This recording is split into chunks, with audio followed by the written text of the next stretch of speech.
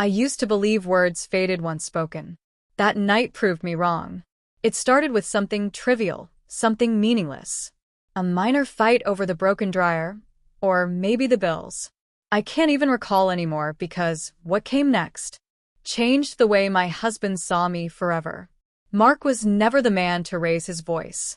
He carried a calm steadiness, like he'd made peace with the world long ago and didn't need to fight it. Maybe that serenity had begun to look like apathy to me. I confused composure for disinterest, quiet for weakness. That night, exhaustion hung over me like fog. Work had drained every ounce of patience. I came home to dishes in the sink, laundry half done. He was on the couch, scrolling his phone, wearing that same gray t-shirt he always wore after work. Something inside me cracked. "Do you ever actually do anything around here?" I snapped. "You're so damn useless, Mark. No wonder nothing works." He didn't answer.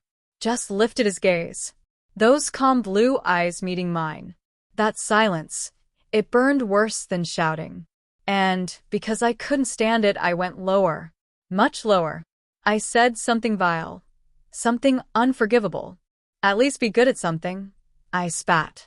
"Because you sure as hell aren't much of a man otherwise."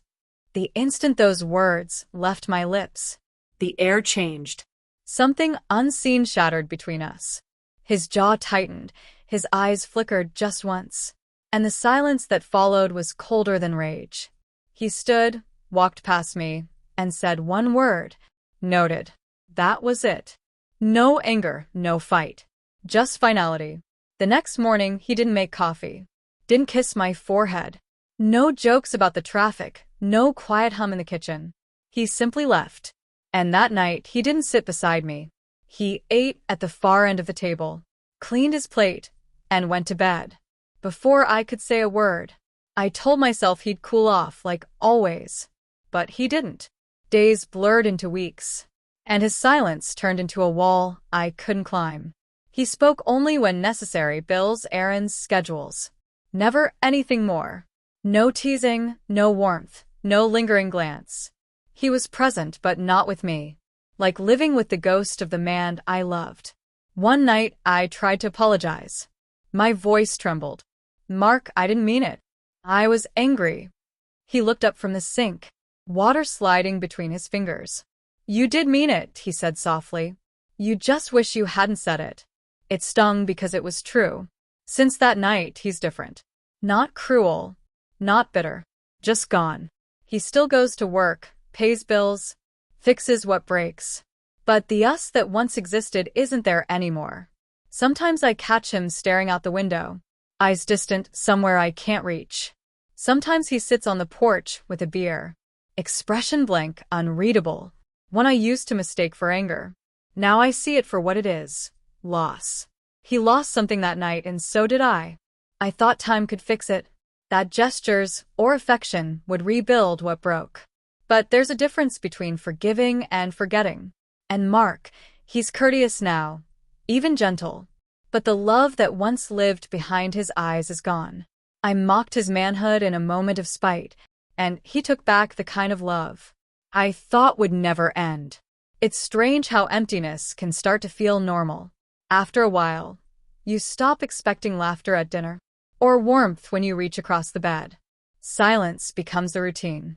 Months passed, and the house that once echoed with conversation now buzzed with everything unsaid. Mark still did everything right. Fixed the gutters, shoveled snow, picked up groceries when I forgot, but never looked at me.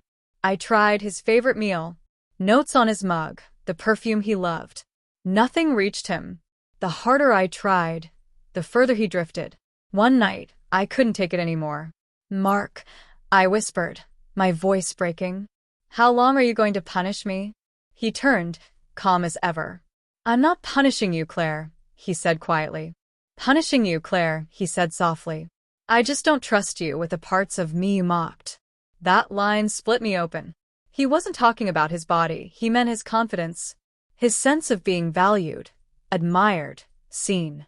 I'd belittled the very things he'd once carried with quiet pride. And now no apology in the world could rebuild. what I'd shattered in a single, thoughtless moment. After that night, something inside me shifted. I stopped forcing things back to the way they were. Instead, I started really seeing him. The silent ways he still cared. Filling my car's tank before I noticed it was low. Pausing at the bedroom door, as if offering me the first word. He wasn't bitter. He wasn't cruel. He'd simply stopped giving more than he received. There's a special kind of ache in realizing you've become the villain in someone else's story. Especially when that someone once looked at you like you were their whole sky. One afternoon, I came home early.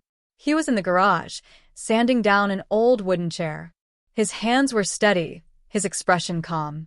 For a fleeting second, I saw the man I fell in love with. The builder, the fixer, the one who made order from chaos. "Mark," I asked quietly, "do you think we could ever get back what we lost?" He didn't look up. You can't unbreak something by pretending it was never cracked. I didn't argue. I already knew he was right. That night, I lay awake replaying every argument. Every time I'd fought to win instead of to understand. Somewhere along the way, love had turned into a contest. And I'd been too proud to notice. The next morning, I left a letter on his desk. Not a plea for forgiveness. Not a defense, just truth. I wrote, "I mocked you because I was angry at myself. I tried to destroy the one thing you never used against me. Your quiet dignity, just to feel powerful. You never yelled. You never retaliated. You just walked away inside yourself. And I see it now. I made home feel unsafe for you." That evening when I came home, the letter was gone. He never mentioned it. But later that night, as I turned off the lights, I felt his hand brush against mine, under the covers. It was faint, cautious, but real. He didn't speak and neither did I. Still, that small gesture felt like a truce. Not forgiveness. Not love rekindled. Just the fragile understanding that both of us still wanted peace. Now, months later, things are quieter, softer. We speak with care. We listen more. We're rebuilding but without pretending. He's still reserved, still distant sometimes. And maybe that distance will never fully fade. Maybe that's the price of words thrown like blades. But I've learned something I wish I'd known sooner. A man's strength isn't loud or forceful.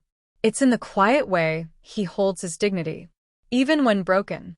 And when you wound that kind of strength, it doesn't always return. Sometimes it just learns to survive without you.